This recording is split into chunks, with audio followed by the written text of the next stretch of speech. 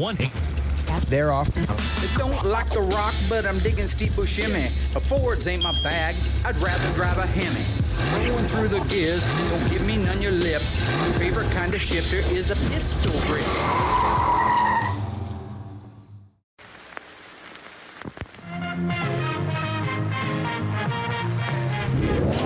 They're coming to get you, Barbara. This time on Graveyard Carz, the Gran Torino is coming to the shop. That is Brett Torino, the owner of the most valuable Mopar to ever grace Graveyard Carz, the 1970 Hemi Coronet RT 4-speed convertible. This car, an ultra rare, one of two ever built, is now literally one of a kind.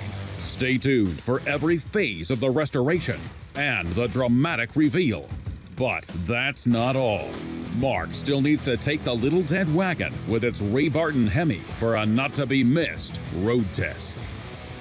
In Springfield, Oregon, Mark Warman, together with his skilled ghouls, It has been established that the unburied dead are coming back to life. bring classic Mopar muscle cars back from the dead to look like they did the moment they left the factory floor.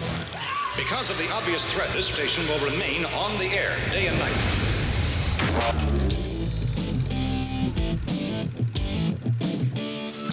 What are on your socks? Are those milk jugs? No, it's a little salt shaker, Okay, Brett's- lime, and tequila. It doesn't matter. Brett's gonna be here in a second. My dad had to leave to run a few errands today.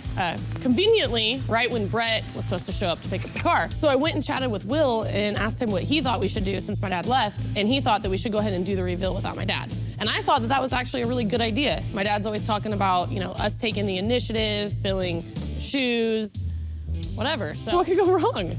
Just About time text to me, get rid of that so car. you should be here. You all excited, Doug? I'm very excited. Put a lot of work in on that, didn't you? Yes, we did. Well, I did most of it. I did all the prep work on You that haven't car. been That here. is- You're still hungover from Little Creek. Really, Will? Really? Do I look drunk right now? I'm not drunk. What did you do on the car? I did all the prep work. You did nothing. Oh, that's right. You did. I did, remember? That's when I was out there. Look who's there. Come on. Okay, let's go. My dad's not back. It's fine. It's always great to see Brett. I'm glad he's here. He's a huge part of what we do here. He's just an all-around one of my favorite clients that we have, and he's just a great guy to build a car for. It's cold out God. there. We thought we were going to have to freeze to death out there. You know, I mean, like most people that have owned a car, you have a passion for one reason or another. I loved the design of this car. I loved the color of this car. I loved the way this car performed. And when I drove it, it just still drove as a beautiful car, even though it needed work. Where's the big guy? That's right. The big guy? Okay, so my dad had to run across town really quick. I think he had to grab a part or something, but that's okay. We don't have to wait for him. We don't have to wait for him. We can go out. You guys have waited long enough, 5 right? years and I don't get a damn greeting at the door. He'll be here. 5 years. And where is Mark? All this way. 5 hours. But I don't want to make you guys wait any longer. Let's go check it out. This is awesome. This is my first reveal. It looks awesome. It's gonna be awesome. Look who's the dream maker now. We're ready. Come on. So it's really dark, so Okay, come on. hold Will's hand. Don't even hold my hand. I'll hold Really Will's hand. dark. What? He's getting. What? Oh man, you guys, this is like blacked out. I know. We want to play this up for you pretty big. Car's been here a long time, but it's worth it. I'm assuming he's going to show up at some point today. So come Holy over cow. here. I mean, good. I think I'm walking right. You're doing good right I now. think I'm going to Why are walk you holding into his a hand, Will? cab. I'm right Where are right you? here. Arms. I might grab you. I don't know what it takes to make a TV show. You know, I have no clue. I just watch the end result. But doing it when it's dark and asking our camera crew to film in the dark doesn't make a whole lot of sense. So we'll just have to wait and see how the episode comes out. Okay, you're doing good. I don't know Okay, where come over we're here. headed, Right. but Okay, so we got the car. I know you can't see it, but it's I right can't. here in the middle. I can't see a damn thing. No. All right, are you guys ready? We're ready. And then I'm gonna have the display lights come on, okay, Jeffrey? Okay, so 5, 4, 3, 2, 1. Graveyard Carz has just received one of the rarest Chrysler muscle cars ever made, anywhere, anytime. 1970 Dodge Coronet RT 426 Hemi 4-speed convertible. They built 2 of them. You're looking at one. 1970 Hemi Coronet RT convertible is getting disassembled.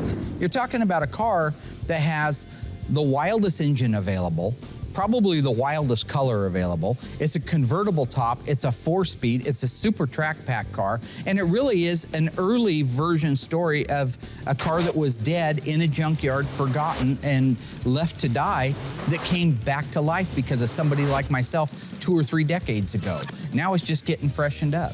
This car is without a doubt probably the most collectible car on the planet, next to the 71 Hemi Cuda convertible. So the car was abandoned and found in a Canadian junkyard back in the 70s. Oh, really? Motor and transmission were gone to it.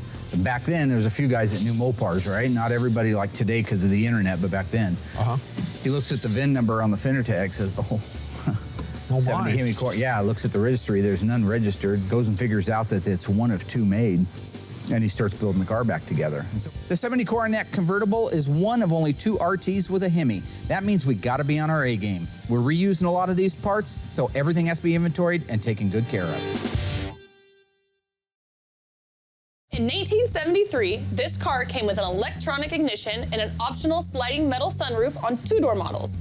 The Sport model had an optional utility package that, when the rear seats folded down, provided 6.5 feet of carpeted cargo area. This car featured simulated wood grain door trim panels, 2-speed wipers, front armrests, and a heater defroster, which was pretty cool. And due to complaints, they renamed the Dodge Demon to the Dart Sport, making it our Corpse of the Week.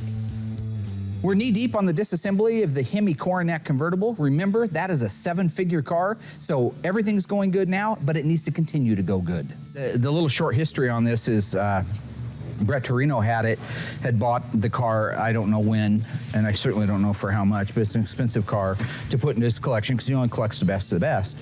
And they went out to start it a couple of years ago, and it dropped its oil pressure and started to make a knocking noise. They thought that it was a spun bearing, so that's when they reached out to me and said, well, listen, it's got a dent in the fender, it's got some updates that need to be done to it. Let's just send it up to Market Graveyard Cars. You know, walking around the car and looking at it, I had no reason to believe that there were any real hidden sins underneath it. I had every reason to believe that it was going to be a very, very nice, solid, original metal underneath that paint. After taking our time and getting it completely disassembled and everything bagged and where it was supposed to be, it was time to send it off and have it dipped. Truly, it wasn't until we got the car back and setting in the shop it bare, raw, that we could see all of the previous sins. It wasn't that somebody did a bad job, it was they did all that they could do with what they had when the car was built so many years ago. The quarter panels that were on the car were replacement quarter panels that were put on over the top of the originals. Now, I don't mean all the way down that they just stuck it on, but instead of seaming it at all of the openings, like the roof opening and the door openings, they just stuck it over the top and filled it with mud. So when we took the quarters back off so we could install them correctly, that's when we had to fix all the little problems on it. There was a section of rocker that was destroyed, and they don't make that rocker. 70 Coronet, nobody makes that, not rocker, but the quarter panel itself. Nobody makes that. So Brett came out to take delivery of his 1967 GTX. This is the convertible blue, white top, blue interior 4-speed car. Very, very rare car. One of his favorites of all time. So while Brett was here, he wanted to check out the Coronet, the convertible. So we went out back. We have it underneath our shelter area. It was covered up with a car cover. He spent some time looking at it. I had to show him some of the things that we were dealing with, some of the things that I anticipated. But, you know, rather than being upset that we're frankly a couple years behind, I know everybody that has a car here knows we're at least a couple years behind. Yeah, he was really receptive to all the things I talked about on the car, and I think appeased with where we're at on the car at this time. In the booth, we have Brett Torino's 1970 convertible Hemi Coronet, one of 2. Owner's been patient, but it's time to get it done, and that's what we're doing. So this color wasn't very popular, so when I tried to get the color, I called PPG. They didn't remake it because it wasn't a popular color. So what I had to do is just find a color that was close, which I did, and they just tinted to match, and that's where we're at now. Every time we get one of these cars done, you know, it's a great feeling. They're rare cars, they're high-dollar cars, and it's very rewarding when these cars are out there and people say, hey, Will Scott from Graveyard Cars did this car, and they look amazing. Careful. Good. So I just finished the cut and buff on Torino 70 Coronet. That looks good, William. Thank you. Very good. Thank you. You're welcome. So now that the body's all wrapped up, I'll head to the booth. I got all the hood, deck lid, all the parts and pieces to get done. And like I said, the car came out sharp and I can't wait to see it all done. Painted them, came out great, got them buffed to perfection, and now we're gonna put them on. So it's mainly just go over there, bolt them on, a little tweak here or there, and they fall right into place. Actually, it's not bad right where it's at on my side. Keep going. Cool, color matches, we're done. You know, those are a really cool grill. Now on the Coronet RT, it has that red band that also goes with it. So we had to redo all of that stuff. We had to do the paint, the Argent Silver paint, had to do the red on it, but it was a very nice one to start with. The chrome bumper, it was beautiful, so we didn't have to replate it. And that was one of Brett's questions was, can we save some of the originality of it? And we were able to do it with that. One of the other big bruises on this car when we first took it in was the convertible top. The material itself was the wrong material. Somebody, when they had done the restoration on it, put the 67 earlier style, they call it a pinpoint. It's literally like that, the little points of a pin would come up. So it's real gritty when you run your hand across it. The last year for that type of material was 1967. 1968 and on up, they used the crush style. So we had to replace that. In the process of replacing that, you want to do the mechanism, very important. So we got it hanging up there. I went through, sanded it out, fixed a couple of dings. Like I said, it was really nice to begin with. Painted it black, and then I clear coated it with a semi-flat clear. Now that it's all painted and 100% dry, I'm gonna roll it back so we can get going. So we hit our benchmarks with the convertible top and having the bumper assembly and stuff like that put on the car. So it's at a point now where we can put our front suspension, rear suspension, start putting that car together from a drivetrain standpoint. All right, let's move that bad boy in. Very nice, okay. In the past, we've had a lot of help on these cars. Sometimes it's good. Some former employees, it's real annoying. Right now, I've got a great team and I enjoy working with them. So this is one stress level that I'm not having to deal with like I did in the past. Looking good, going smooth so far, almost out of the woods here.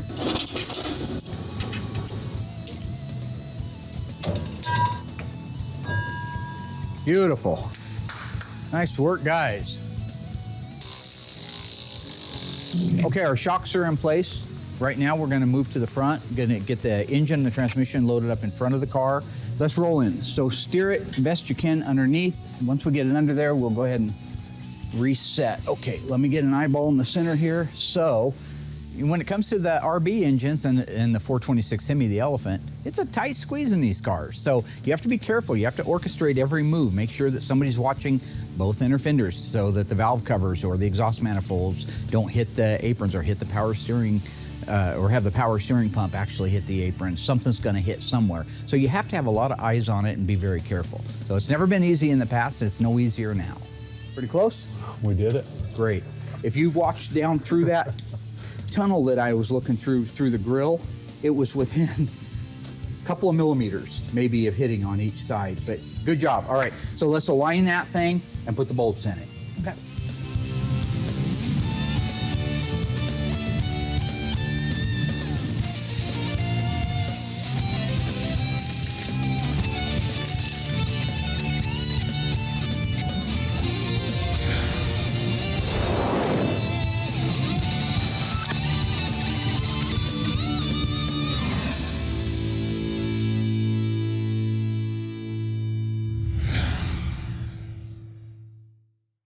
How much cargo space did the optional utility package available on the 73 Dart Sport offer?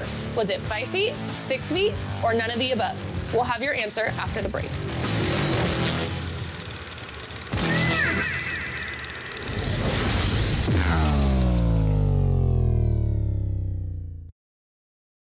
So, how much cargo space did the optional utility package available for the Dart Sport offer? If you said none of the above, you were right. It actually provided 6.5 feet of carpeted cargo room, and that's with the security panel and rear seat folded down.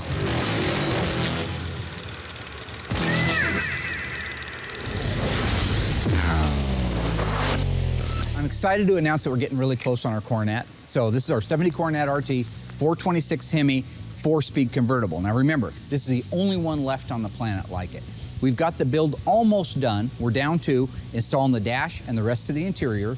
And then Larry is out today installing the top. So we're all gonna be working on it at certain times together.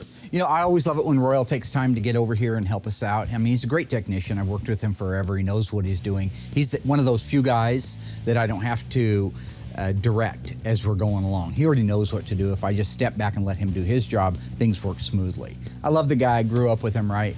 And so having him over here working on anything, whether it's in the show or whether we're just working on cars together like old buddies on a Saturday and nobody's around, it's good times, good memories for me. So right now the guys are just making the connections underneath the dash, the ones that are really easy. They're putting the cables and everything in. They're connecting the defroster vents. Roy, you can go ahead and put that connection right there for the heater. Get my hand out of the way.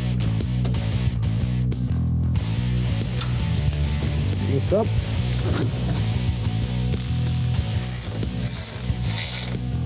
Nice work, gentlemen. That's how it's supposed to go. Good work, Rooster. Well, you're just a crazy man. You will all right. Yeah. There are certain things that you just really enjoy the hell out of. And something like that that's in place that's that beautiful, you enjoy it. You just have to. If you don't, something's wrong with you.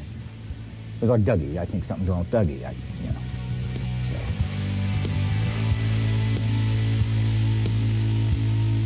So it's time to put the white bumblebee stripe on the Coronet. I'm gonna have Alyssa help me. I doubt very much that she'll do a whole lot of hands-on stuff, but every single time she helps me and she sees the process, and then sooner or later that will rub off on her. So when she's ready to do her very first decal on her own, she'll remember all those hurdles that I had to go through and know that I wasn't just doing it for the exercise. Every single thing mattered. You wanna make sure that the side marker opening is right in the center of the decal. The problem is if you put that center deck lid on that decal first and its trajectory is off just a hair, when you go to put the quarter panel one on, it won't be centered with the opening. So you've got to put it centered with the opening perfectly, go do the other side centered with it perfectly, then you put the center one on. The only thing is right now we're trying to beat the heat. We're having 100-degree days here, so the speed in which I have to move putting this decal on is fast, and when you're doing fast, you know, you always take a chance of damaging something. So just be diligent, work hard, work fast on it, make sure that you get everything squeegeed out in that first pass. So if there's an air bubble in there, the way that solution kicks off, that air bubble will be trapped. And you can deal with a few little air bubbles, but if it's very many at all, you're taking the decal off, calling Phoenix Graphics, and doing it again. We are in the position to make sure that the decals are installed and oriented correctly. They didn't have the luxury of time back then. They were putting out a lot of cars. So in this particular case, yes, our restoration work is better than the factory, more accurate than the factory. Fantastic job, by the way. Oh, thank you. Now that's the way it's supposed to go, right? She paid attention, she was focused, she did her job right, and it pushed us near the line where we need to be. So time is running out, but in reality, it's just good to have something like that under our belt. So we're getting really close to wrapping up our Hemi Coronet RT. All we have left is the back seat interior upholstery. Basically, that's the garnish molding that covers the power steering pump assembly. Then you have your quarter interior trim panels, your seats. Once you do that, we're gonna move forward with the console, bucket seats, sill plate moldings, and we'll be wrapped up on that thing. They are putting this upper garnish molding. This actually holds the tonneau cover in place at the front. Okay, so this is our courtesy light. It snaps into the plastic. In some cases, like the interior quarter trim panels, they're 50 years old, they're brittle, right? Like us, we get old, we get brittle. So if the technician runs the screw in too far or has the wrong screw and it goes in too far, doesn't have the shoulder stop on it, you crack it out. Now you've just ruined maybe a $1,000 or $2,000 trim panel.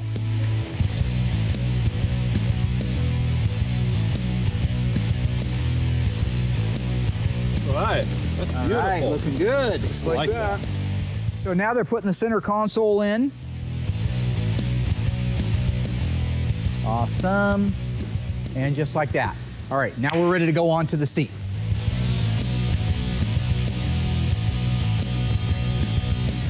So they're gonna finish up the seats, top off all the fluid levels, get the battery charging on it.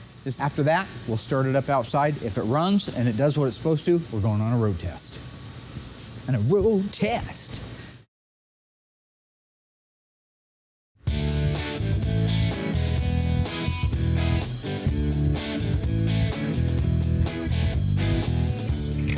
It's October 1969. You've been saving your money for a brand new car. You're at Eugene Dodge. On the showroom is this beautiful, all-new 1970 Dodge Challenger. It has a 446 pack, a 4-speed transmission, a 410 Super Track pack. It's painted beautiful B7 blue, B5 interior with a white bumblebee. On the other side of the showroom is a gorgeous 1970 Dodge Coronet RT convertible.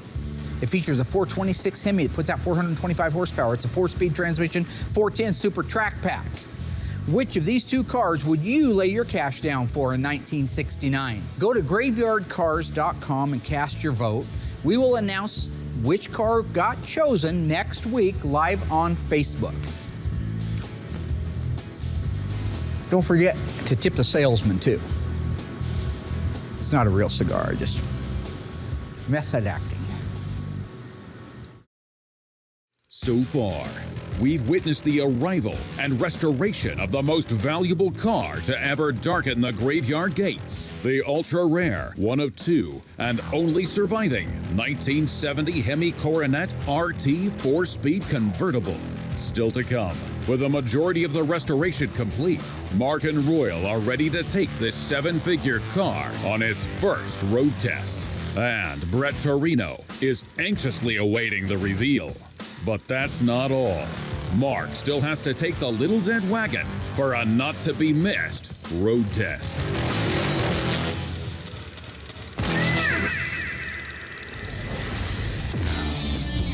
So everything's going great. Other than the wheel alignment and some last-minute check-off stuff, a few assembly line markings, really the car's done. Royal's still here, thank goodness. I want to go for a ride with him. I want to see that wind ripping through his hair. You know, on a convertible, well, obviously that can't happen. What I mean to say is I want to see him, the joy of the sun beating down on that bald bean of his. Chrome dome, that's what I call him. He's my friend. Like a great big toe stuck on his shoulders. We're getting ready to do the initial fire off of it. I don't anticipate any problems. All right, let's see what we got, boss. Fire it up. All right.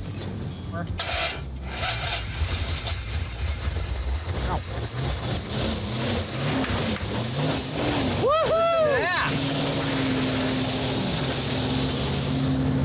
Boy, that sounds good. I'm gonna let it warm up.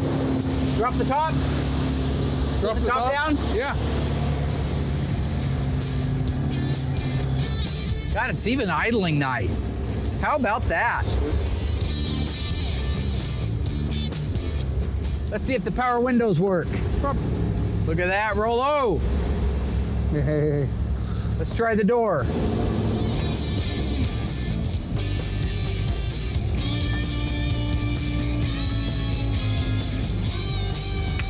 All working, Rollo. Nice.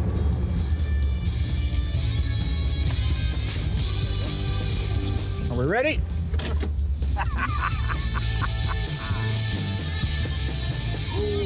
Yeah! There it is. Oh, that feels good.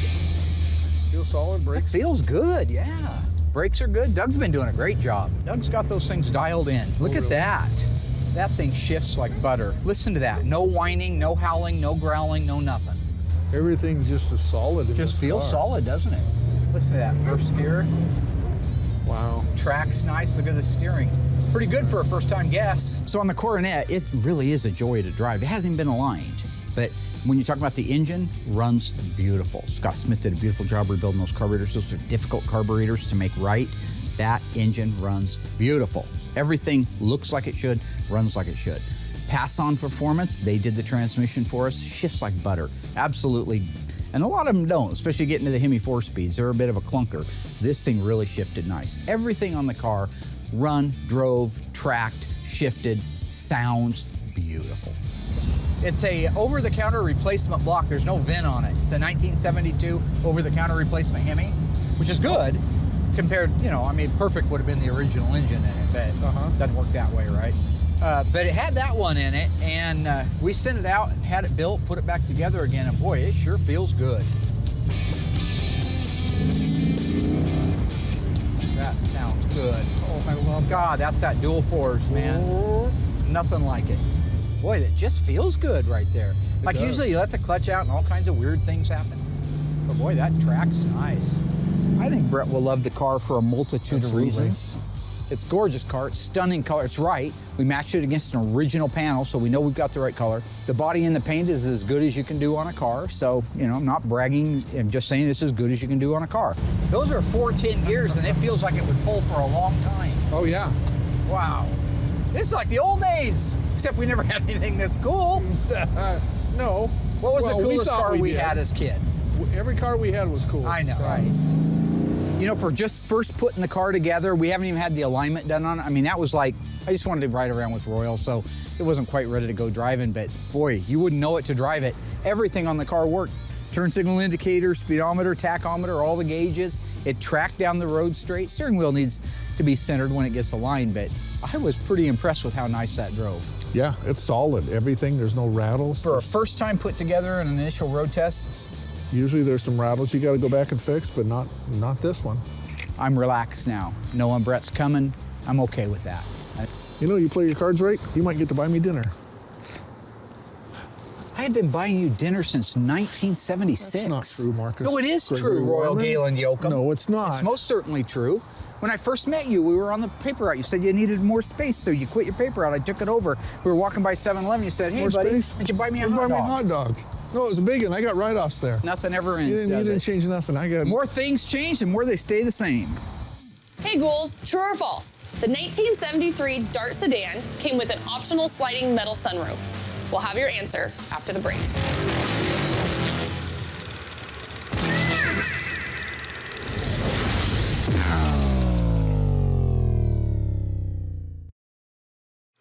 Moment of truth, guys. Did the 1973 Dart sedan come with an optional sliding metal sunroof? If you were paying close attention to our Corpse of the Week, I already told you. You know that the sunroof was only available for the 2-door models. The sedan is a 4-door model. I'll let this one slide, but next time, you guys better be paying attention.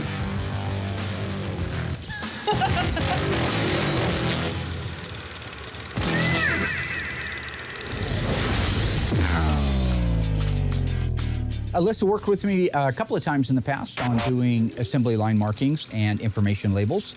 We got our packet a couple of weeks ago from ECS. They're the ones that are making the door VIN label, as well as all the other information labels and replica part number labels. So that'll be a good experience for Alyssa to have. She's worked with me on the markings before, but she hasn't necessarily done it on a 1970 V-body with a 426 Hemi. So we're gonna work together on that. That's gonna be one of the last things that car needs. We're going to start with the rear axle. So we actually need to flip through to 13-9-28. So we can start just where he does. We can go with the numbers first. So here's a 0, here's an 8, and there's a 4. Okay, and then we need it in yellow ink. It does look like it's in yellow ink, which is this yellow right here. So what we try to do is our best experience at what gets actually the assembly line markings themselves and what colors they are. That there are people out there at home, I'm sure, that have done this, that know a lot about the car and say, oh no, I got a 1970 Survivor Super Bee and it didn't have white, it had yellow. That's possible. But in this particular case, we've done our best research to be able to emulate the assembly line markings. There we go. That 0 though, no, it looks Yeah, good. give me better than anything you can do. All right. You'll look at all the Danas. They've got this on every one of the Danas and the 8 3/4 as well. It's just an X, kind of like that, and the other half of the X, something like that, and then it usually has a circle around it. Okay, done. So once we get all the assembly line markings done, we'll let it down, we'll put on the instructional decals and labels, and then it'll be ready for Brett. So we're just gonna put a daub right there, then a little something there. Do a daub, and a little mark right there. That's good. Inconsistent, not too much. It's not, they weren't artists on the line, they were just blasting that thing.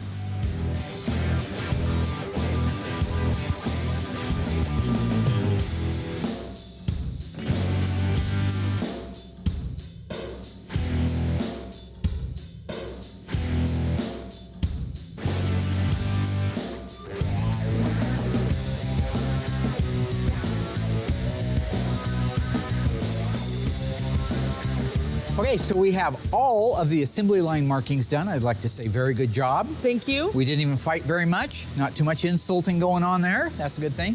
Only problem is I'm colorblind, so I had to have her tell me which one's the green and the red and brown and stuff like that. But hopefully you didn't pull anything on me. No, I wouldn't do Those that. are actually the colors, because I hate to see Mr. Torino have to fly up here and stomp a mud hole in your back and walk it dry. He would never do that. 'Cause No, he's he such a wouldn't. nice guy. He's a nice guy. No, but he might be I love mean. Brett. He's awesome people. Okay. We're going to be putting the information labels on next. These are the labels that the manufacturer put on them that let you know what the curb idle, the air fuel mixture would be on the engine itself. The door VIN label. So some more fun. I am ready. Aim, go. fire. We're going to start with the door VIN label. Okay. See how it fits here. If we wanted to put it right there, how does that fit? Good. Fits nice, doesn't it? Mm-hmm. We'll pull the back off.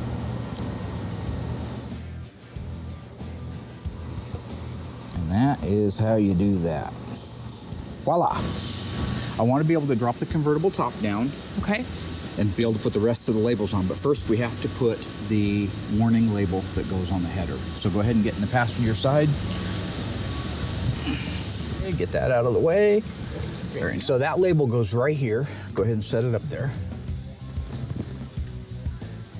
Not your hand, the label. I'll have the label. Well, get the label. We need the label. I know, but you didn't tell him.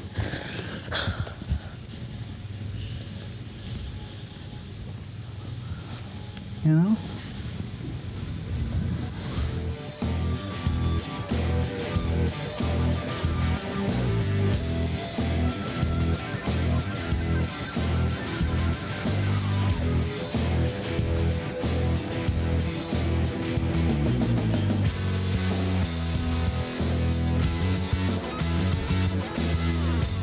So I think that everything went great. I think you did a good job. You learned. Thank you. This is like your third or fourth one now, so you should be getting it down. Someday the old man's not going to be here, and you're going to have to do this stuff on your own. That's not true. Not everybody lives forever, my friend.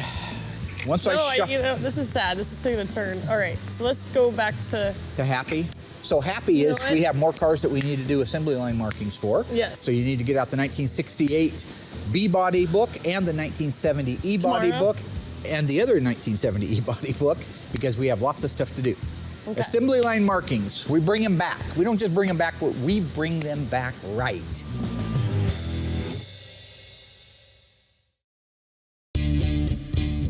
So this is D-Day.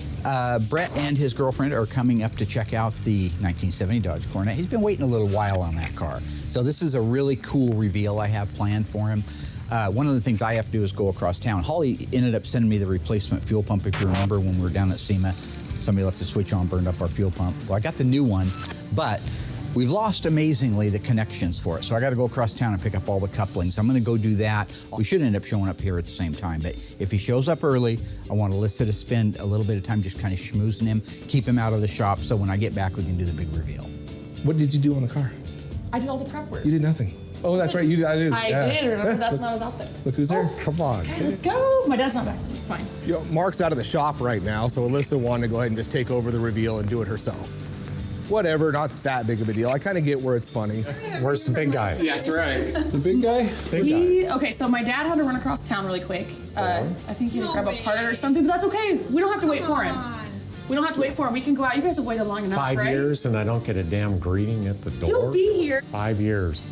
And where is Mark? All this way. 5 hours. But I don't want to make you guys wait any longer. Let's go check it out. This is awesome. This is my first reveal. It looks awesome. It's gonna be awesome. Look who's the dream maker now. We're ready. Come on. So we're gonna, it's really dark, so Okay, come on. hold Will's hand. Don't even hold my hand. I'll hold Will's Really hand. dark. He's getting, what? Oh man, you guys, this is like blacked out. I know. We want to play this up for you pretty big. Car's been here a long time, but it's worth it. I'm assuming he's going to show up at some point today. So Holy come over cow. here. I think we're good. I think I'm walking right. You're doing good right I now. think I'm going to Why are walk you holding into his a hand, Will? I'm right here. I grab you. I don't know what it takes to make a TV show. You know, I have no clue. I just watch the end result. But doing it when it's dark and asking our camera crew to film in the dark doesn't make a whole lot of sense. So we'll just have to wait and see how the episode comes out. Okay, you're doing good. I don't know where come over we're here. headed, Right. but Okay, so we got the car. I know you can't see it, but it's I right can't- here in the middle. I can't see a damn thing. No. All right, are you guys ready? We're ready. Then I'm gonna have the display lights come on, okay, Jeffrey? Okay, so 5, 4, 3, 2, 1. What the? I knew what was going on. I sensed it. That's what you do at this level in life. You sense things. If she thinks for a second that she's going to beat me out of that reveal, take my glory, steal the thunder, it ain't going to happen. I mean, really? Yeah, I thought you got to get one by the old man, did you? Yeah, that's what you thought. You got to get up earlier than that if you're going to trick the Iceman. You know what I'm saying? The ice cube, the ice tray, ice shavings, cube ice, icy hot stuff you put on, and it's real like cold when it goes on. It's icy, and then it gets real hot. What's your question again now? You didn't look real. Brother, how you doing, man? Yeah, I thought I was gonna miss this. Thanks, Dad. Always gotta come in and steal my thunder. Thanks. Yeah, Okay, I'm I'm ready. sorry, I had to do it. Okay. You know I'm a showman. Okay. I love it. Hey, can we actually do this? We're going to turn display lights on. Whoa. Wow, wow. Is that beautiful? Oh, that is good. It looks like it's just floating. I just love those red lights. That is... And the real tease is you cannot see the body and the paint yet on it. You can't see how gorgeous it is. Mark, this is a heck of a display. Look under there. That's the whole bottom of your car. We ain't hiding nothing. I love this. Original primer, nickel cadmium, both, but that's it. We're just getting started. All right, light guys, are you on standby? We got a beautiful car to show this guy. On 0, 3, 2, 1, 0.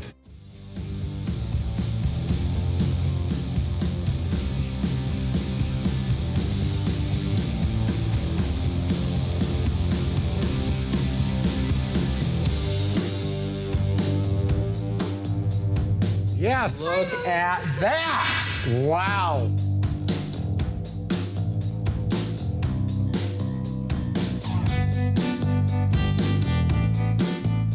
It's gorgeous. Mark, this thing is Take it all in. stunning. The shine, the fit, the finish.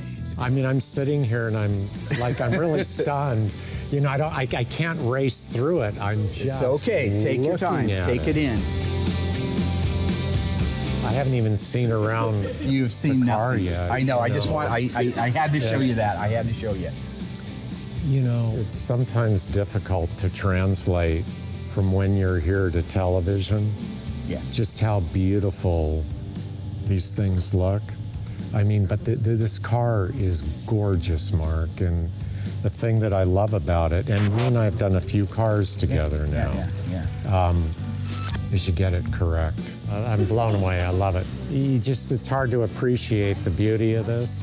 Maybe I have a certain fondness to it, but to see it again after all this time it's an emotional thing. I'm very happy. Yeah, I love it. I love it.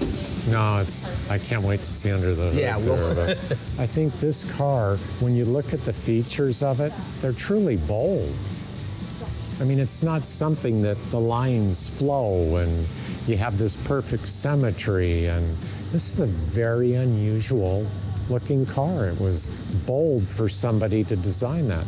And the fact that somebody was willing to bless this car when it was designed at some point and go with it, you know, that's what I appreciate about it. I look at it and it's unique, especially for American muscle.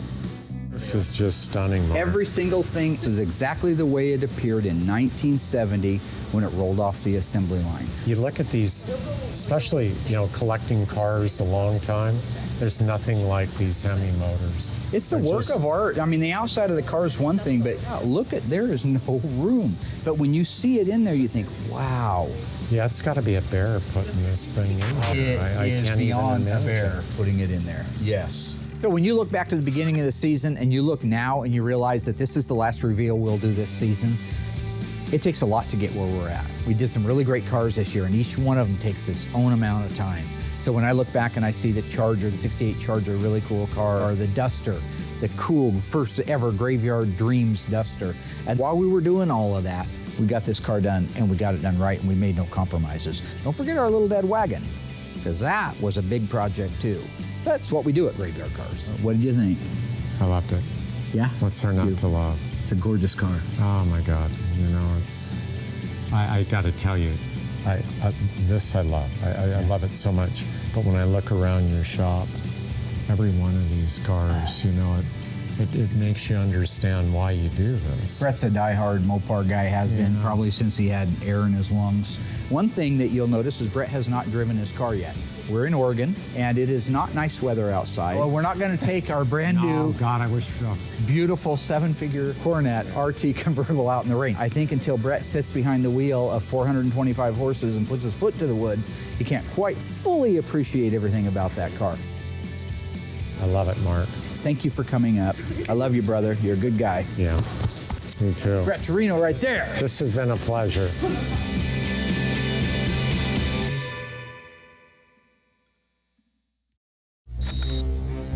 With the 1970 Dodge Coronet RT done, we can now move over and put the fuel pump on our A100, the little dead wagon. That's how I like to look at the camera when I'm talking about a little dead wagon. Get that on there, fire it up. If everything goes like it's supposed to, we can go for a test drive. And I am so excited because I have not gotten to drive this vehicle yet.